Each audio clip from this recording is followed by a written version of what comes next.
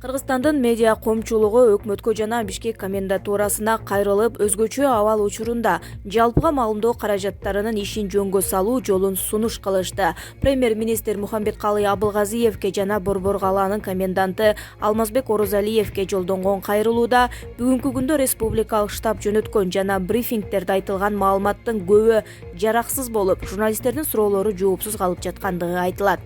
Республиканын каалаган аймагына барып тоскоолдуксуз иштөө укугуна мамлекеттик каналдар ээ экени, бирок алар коомчулукту кызыктырган курч суроолорду бербегендиктен элдин маалымат алуу укугу чектелип жатканы да кошумча белгиленди. Кайрылууда айтылгандай, Конституцияда жана мыйзамдарда өзгөчө абал учурунда жалпыга маалымдоо каражаттарынын ишине тыюу салуу же чектөө чаралары каралган эмес. Түзүлгөн кырдаалдан чыгуу жолу катары Казакстандын тажрыйбасы сунуш кылынды. Кайрылууда Казакстандагы жалпыга маалымдоо каражаттары уруксат берилген жана убактылуу жабылбай турган ишмердүүлүк тизмесине кирди. Басылманын башкы редактору кол койгон кызматтык күбөлүк жана тапшырма кагазы болсо, жалпыга маалымдоо каражаттарынын өкүлдөрү чектөөсүз иштей алат деп айтылат. Ошону менен катар Кыргызстандык медиа коомчулук өкүлдөрү өз кайрылуусунда 21-кылымда ар бир адамдын колунда телефон жана интернет бар болгондуктан ал маалыматтын анын ичинде так эмес жана жалган кабардын таратуучу боло алат. Ошондуктан ушак айың фейк маалыматтардын таркашына бөгөт коюу үчүн комендатура ЖМКга маалымат чогултуу укугун бериши керек деп жазылды.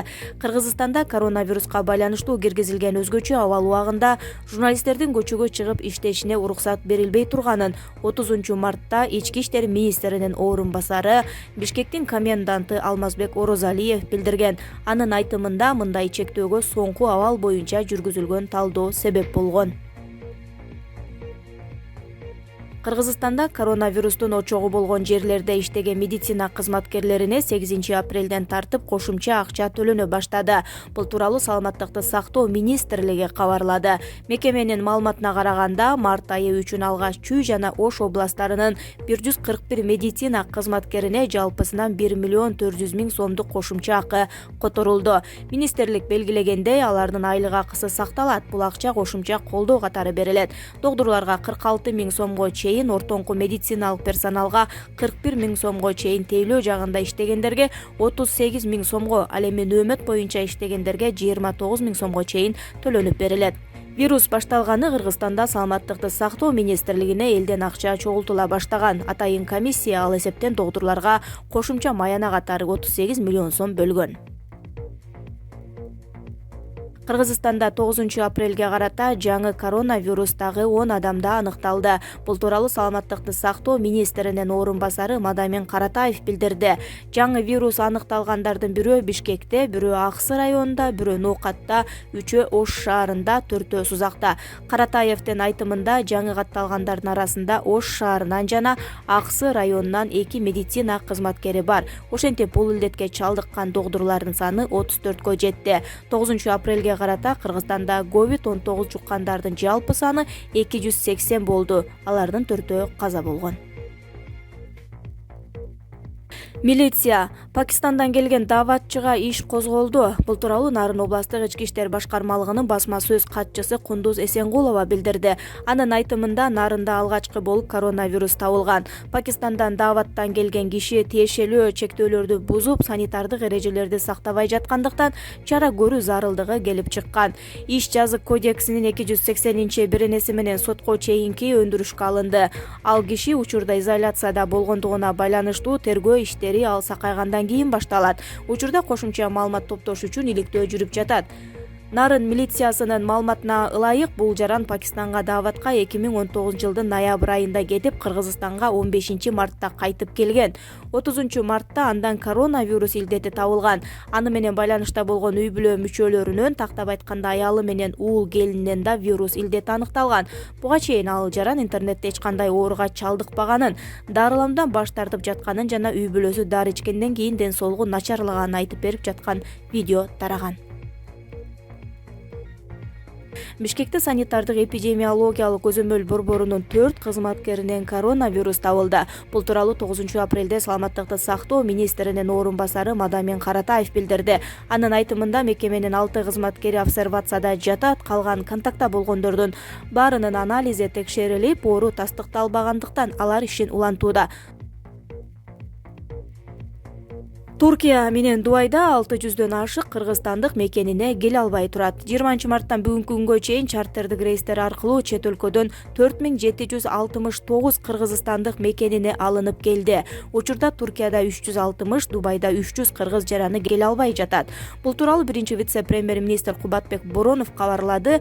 Анын айтымында сырттагы мекендештерди алып келүү боюнча сүйлөшүү жүрүп жатат. Биз тышта жүргөн бардык жарандарыбыз боюнча так маалыматтарыбыз бар. Элчиликтер катуу иштеп жатышат, болгон аракеттерди көрүп жатабыз, деди Боронов.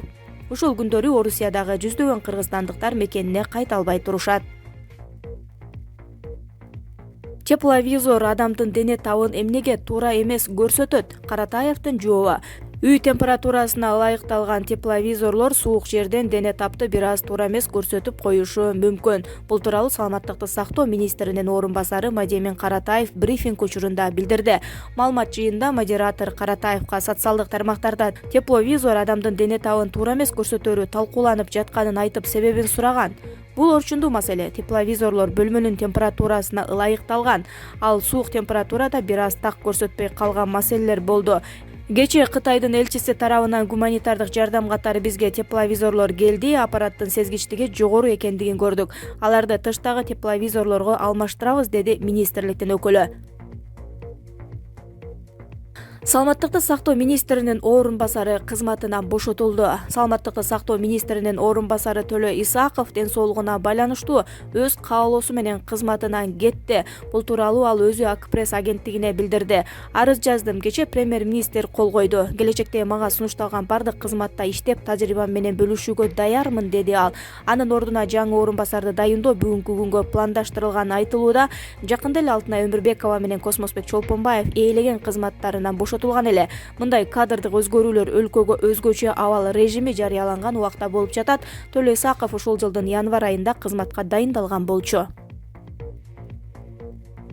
Саламаттыкты сактоо министри Сабиржан Абдыкаримов коронавирус жуктуруу алган медиктерге кайрылуу жасады. Бул тууралуу министрликтин маалымат кызматы кабарлады. Билдирмеге ылайык 9 апрелге карата өлкө боюнча саламаттыкты сактоо тармагынын 34 кызматкери коронавируска чалдыккан. Алардын арасында дарыгерлер, медайымдар, инфекционисттер, лаборанттар, эпидемиологдор, ашкана жумушчулары жана кир жуугучтар бар.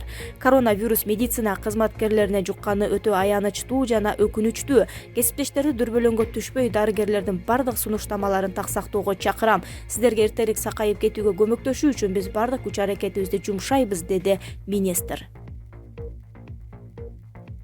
Катуу шамал Ат башыда бир нече айылды жарыксыз калтырды. Нарын областынын Ат башы районунда 9 апрелге караган түнкү катуу шамалдан бир нече айыл электр энергиясы жок калды. Бул тууралуу Азаттык радиосуна чыгыш электро ишканасынын басма сөз кызматы кабарлады. Мекеменин маалыматына караганда, катуу шамал үйлөрдүн чатырын учуруп, бактарды кулатып, электр зымдарын үздү. Кээ бир жерлерде бетон устундар кулады. Азыркы тапта жумушчулардан 10 бригадасы табигый кырсыктын кесепеттери менен алек болуп жатышат. Баткенде 609 адам обсервациядан үй карантинине чыгарылды. Аларга үй карантинин эрежелери түшүндүрүлдү. Мындан тышкары карантинде турган учурда да алар медициналык жана башка тийиштүү кызматкерлердин көзөмөлүндө болушаары эскертилди. Учурда областтагы обсервацияда 337 жаран, ал эми изолятордо 82 адам бар. Аларга өзгөчө кырдаалдар министрлигинин областтык башкармалыгы жана улуттук Кызыл Ай коому тарабынан шарттар түзүлүп, ысык тамак берилүүдө. Бул тууралуу өкмөттүн Баткендеги өкүлчүлүгүнүн басма сөз кызматы маалымдады.